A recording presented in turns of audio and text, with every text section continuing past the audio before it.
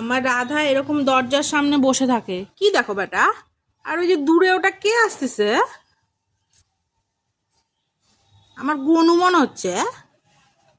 ওমা, ওদিকে আবার ঘুরে গেল। যাই হোক, আমরা যেখানে ছিলাম, এইভাবে এত সুন্দর প্রাণীটা যদি দরজায় বসে থাকে বাবা, আমাদের বাড়ির দিকে মানুষের নজর লেগে যাবে তো।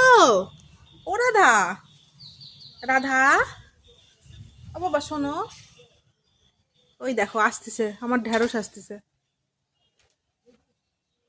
ও সন্দেশ, আমার বাবা, ওরে আমার সোনা বাচ্চা, তুমি তো দেরি করে আসলে কেন? হ্যাঁ, এত দেরি করলে চিন্তা হয় না বাবা? ওরে আমার সোনা বাবাটা, আমার গুন্টু রে, একটু মুখটা দেখা।